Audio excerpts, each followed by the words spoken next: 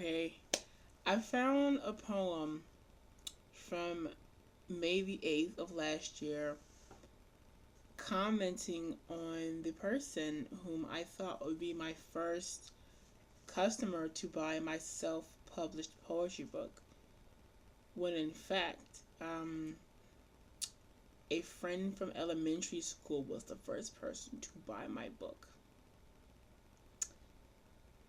And this was the catalyst that started the boiling pot that inspired me to break up with this person. It wasn't, why didn't you spend some money on me? It was the fact that they weren't supporting me in my endeavors when they said that they were there for me.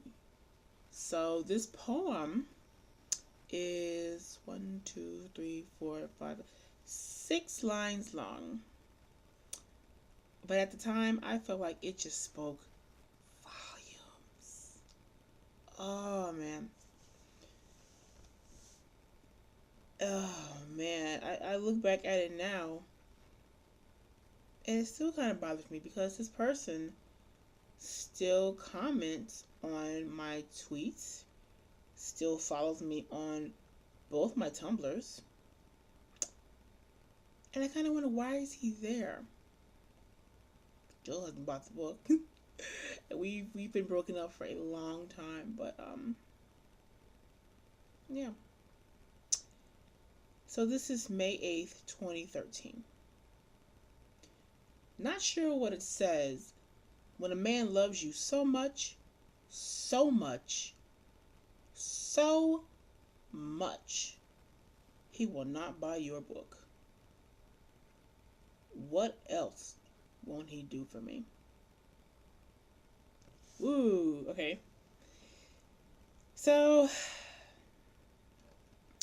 that's not extreme deepness. I understand that. Um, it's just that I was so angry in that moment that when I wrote that, that's all I could think of. I didn't want to start writing a long ranty passage. It was just the fact that I was so hurt he was not my first customer when he's claimed to be supportive, that he had an excuse for everything. The book was like $7 on CreateSpace and 99 cents for the Kindle. So you don't have to have a PC to download the book and buy it.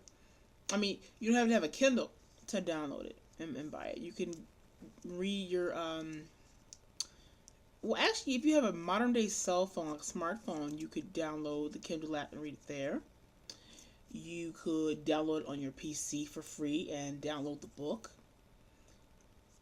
I mean, I would have sent him the copy, the preview copy. It's just that he has so many excuses for this. And I understand that when you're a person who has a job, a steady job, that you have bills to pay, you got a car to take care of, family to take care of, fine. It just seems that somewhere between the bills, you could have either asked me for the preview copy, or you could have asked me to buy it for you. I don't know. Just I had a copy of the book, or you could have just spent the 99 cents or something. So it wasn't the fact that he couldn't afford it. He just didn't want to buy it and read past poetry about himself, because it wasn't the first time that I wrote about him. So that's what that was. Um, Obviously, a lot of my poetry is emotional, but that piece in particular just stood out to me like a sore thumb. I was turning the page, and it was right there in my little book, my little black book with my name on it. It's my initials, BRW. And it just stuck out to me like a sore thumb, because in that moment I was just so heated and emotional about this guy not wanting to get my poetry book. And now I look back at it like, well, thank you. As a Nichiren Buddhist, that was something that stuck with me, and I kind of chanted and thought about it for a while. And then out of nowhere, it just dawned on me that if this person could be supportive even with the most tiny of efforts, how apprehensive would they have been in a situation that required a greater deal of support? What excuse would they have in that moment? So something told me it's time to cut the cord, cut the ties. You tried one last time to be with this person and it just didn't work out. And so, yes, it does suck being single, and it does suck that he never purchased the book, but that's life sometimes. Sometimes the guy you love and the guy you want to be with just won't purchase the book. His loss.